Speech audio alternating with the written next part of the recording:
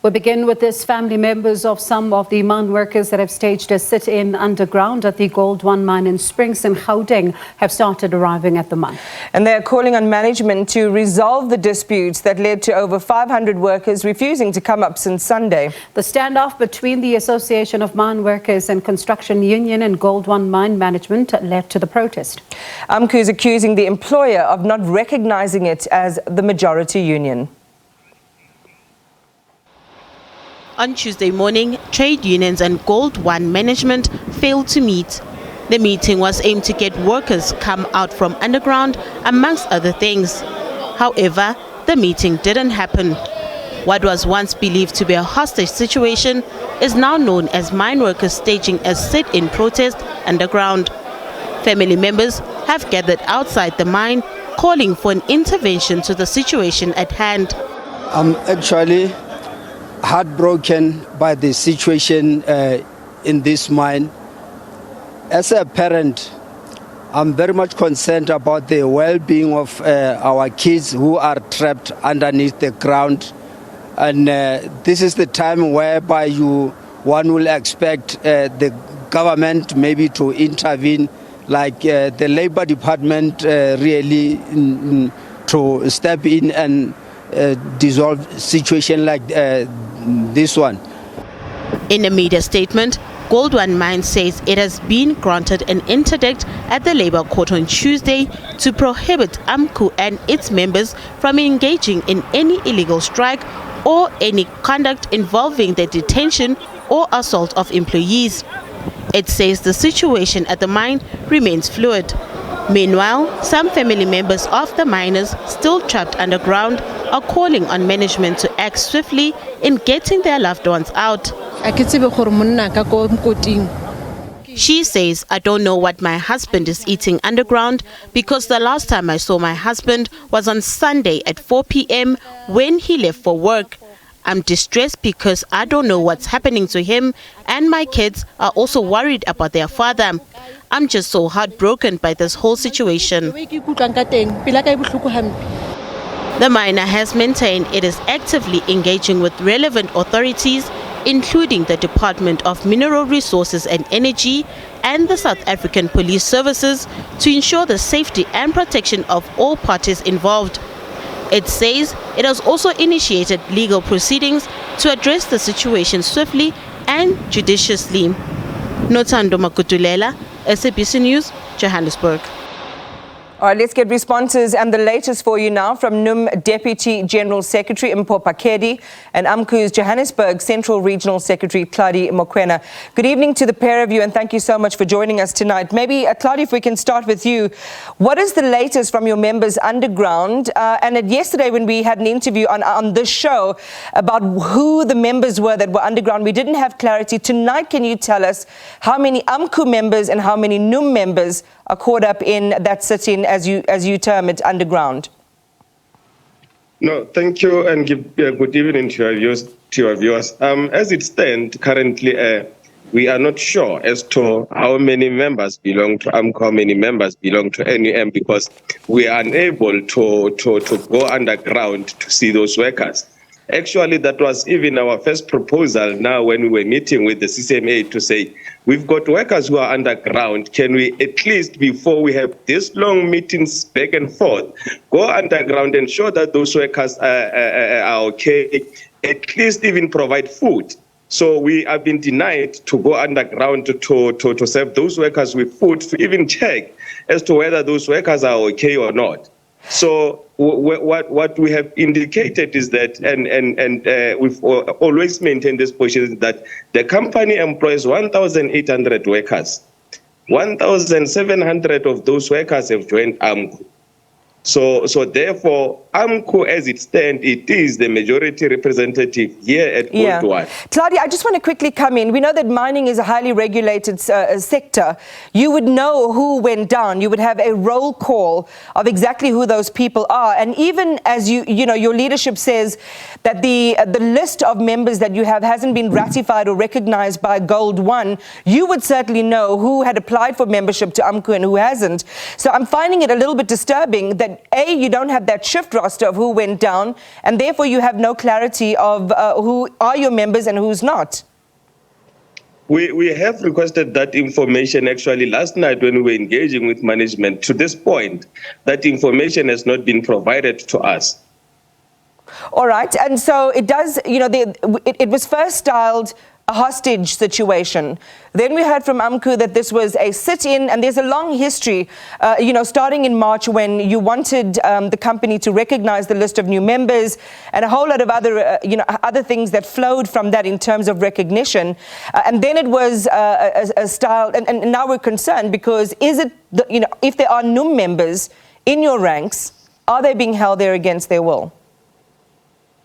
I can confirm that as we are being informed by the workers outside the operation and even those who are inside the operation, is that there is no hostage underground. Workers decided to sit in and demanding that they demand that Amcu should be recognized within Gold One. We understand all these processes that needs to be followed. We can simply confirm to say that we have already started these processes as far as April this year. Company was notified in terms of how many members Amcu has recruited at Gold One. Yeah. Workers themselves, they even signed a petition that was terminating all these other agreements that the company has entered into with NUM. So as it stands, NUM has went on to sign a 3-wage agreement recently now in October, extending those agreements to these workers. Hence, this is what prompted this sitting in to say, how can NUM compel us to belong to it, even when we indicate that we no longer want to be represented by it? Yeah, and this relates to what's termed a closed shop agreement, and I'm hoping, Tladi, will come back to that before we close, but I really do want to go back to who exactly is underground. Are there new members amongst those ranks? As you say, people, you know, the workers went down and they decided to sit in. Those who did not want to sit in, were they allowed to come up to the surface?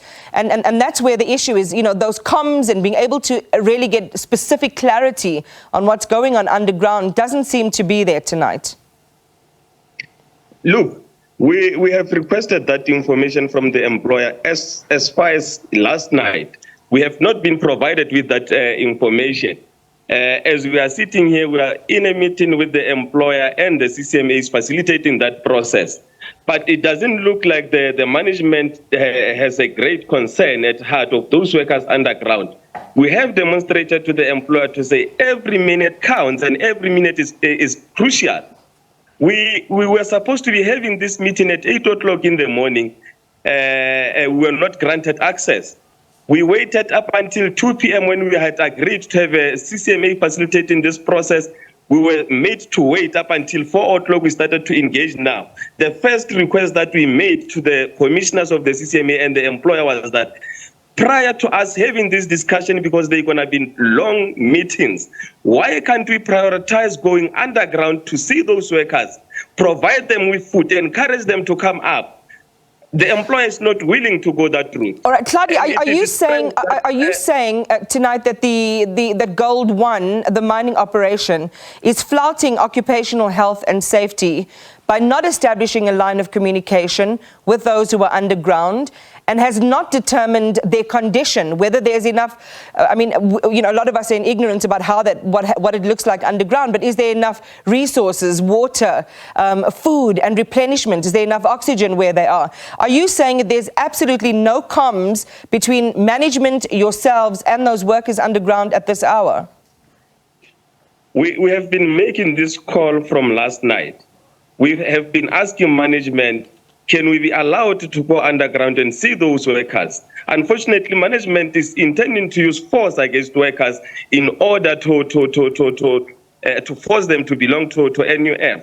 Currently, as we are seated here, thousands of police cars are inside the operation. High-profile police officials are sitting in the offices of the employer, intending and planning to set up an operational unit inside the operation. Yes, we know of the court order that came out recently now, but the very same court order compels the employer to go and read that court order to those workers. Why is it difficult for the employer to allow us to go and engage with those workers underground? All right, there are two things, Tladi. One is, did they tell you what the security forces are there for? Will there be perhaps a forcible extraction? But more importantly, I hear you say that they're not allowed you to establish contact or to go underground. But are you clear tonight that they have contact and they're fully aware of the circumstances of those workers underground? We are not aware of any communication to be specific. What we were informed of is that all communication underground has been cut off. By whom? One can obviously assume that is the employer. Well, as it stands, we are unable to make any communication with the workers underground. All right, well, we're hoping to get a representative. In fact, they were on our booking tonight, representative, a spokesperson of Gold One Mining. We'll continue to try to get that individual, to get clarity. If it is, as Amcu's Johannesburg Central Regional Secretary is saying, Tladi Mokwena, then the situation is dire and it's potentially a race against time. We will keep you connected to the story. Look, we are busy here discussing. Workers are almost 48 hours underground without food. That really needs an urgent attention. And our plea is that management should allow us to go underground and engage with those workers. Tladi, can I just ask you for a quick thing? So we can see you in full view, but you've got your phone with you. Just show us where you're at. Just show us a little bit of your environment. You talk about the police vehicles. I'm not sure if you can actually see them, but just turn your camera and show us where you are. Currently now we are having a meeting in the guard room. Inside here you should be able to see one police car that is inside the security boardroom. There's also unmarked vehicles behind me. I'm not sure if I can be able to move outside. As you see outside, you'll see there's police vehicles behind me. Okay, your shot has frozen. Maybe if you can just, for yourself to move out of picture and just show us, Tladi, just show us. Without you in the picture, if you can just do kind of like a pivot or a pan over that area and just show us in full picture what you're seeing. All right. It's frozen. We will try and, again, talk to management of the mine itself. And just to recap, one of the representatives of Amcu there, Tladi Mokwena, just giving us an update on the situation underground. It sounds dire, as I say, if there are no comms and no establishment of the health and safety of those members underground.